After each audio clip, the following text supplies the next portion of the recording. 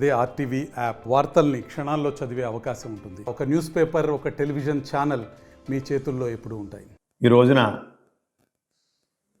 మాజీ ముఖ్యమంత్రి వర్యులు శ్రీ నారా చంద్రబాబు నాయుడు గారు, శ్రీ పవన్ కళ్యాణ్ గారు కలిసి నన్ను మరలా పోటీ చేయడానికి అభ్యర్థిగా నిర్ణయించినందుకు వారి ఇరువురికి నా యొక్క ధన్యవాదాలు తెలియజేసుకుంటా ఉన్నాను.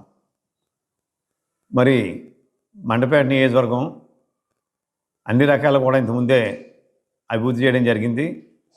ఏదైతే పేదవారు సొంత ఇంటి కళ ఇంకా పూర్తి అవ్వలేదు కాబట్టి మండపేట నియోజకవర్గంలో సొంత ఇల్లు లేని పేదవారిని ఎవరిని లేకుండా చూసి ప్రతి పేదవారికి కూడా సొంత ఇల్లుని వాళ్ళకి అప్పచెప్పే బాధ్యతని రాబోయే 5 సంవత్సరాలు నేను తీసుకుంటానని, అదేవిధంగా శ్రీ పవన్ కళ్యాణ్ గారు, శ్రీ నారా చంద్రబాబు గారి యొక్క ఆశయాల మేరకు పనిచేసి మండపేట నియోజకవర్గ ప్రజలందరికీ కూడా మరి నేను వారికి సేవ చేసే అవకాశాన్ని కల్పించమని చెప్పి మండపేట నియోజకవర్గ ప్రజలందరికీ విజ్ఞప్తి చేస్తూ మరి రాబోయే ఎన్నికల్లో తెలుగుదేశం పార్టీ సైకిల్ గుర్తుపై ఓటు వేసి నన్ను మంచి మెజార్టీతో గెలిపించాలని చెప్పి అందరికీ నమస్కారాలు.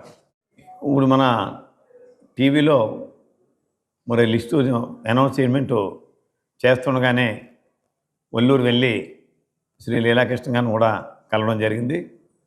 ఆయన కూడా మరి చక్కగా స్పందించి మరి విజయవాడ బయలుదేరాను. నేను ఆల్రెడీ వచ్చిన వెంటనే రేపటిలో మన జన సైనికులతో కూడా ఒక సమావేశం ఏర్పాటు చేసి మరి పవన్ కళ్యాణ్ గారికి ఆదేశాలని వారు కూడా తెలియజేస్తారని చెప్పి వారు చెబుతూ, వారు కూడా ఈ యొక్క రాష్ట్రం నుంచి ఈ వైఎస్ జగన్ ప్రభుత్వాన్ని పారదోలడానికి దేనికైతే కంకణం కట్టుకుని ఉన్నారో శ్రీ పవన్ కళ్యాణ్ గారు, ఆయన ఆశయాల మేరకే అంతా కలిసి పనిచేద్దామని చెప్పి ఆయన హామీ ఇవ్వడం జరిగింది. మరిన్ని వీడియోస్ కోసం ఛానల్ ని సబ్స్క్రైబ్ చేయండి, లేటెస్ట్ అప్డేట్స్ కోసం వాట్సాప్ ఛానల్ ని ఫాలో చేయండి అండ్ లింక్ డిస్క్రిప్షన్ లో ఉంది.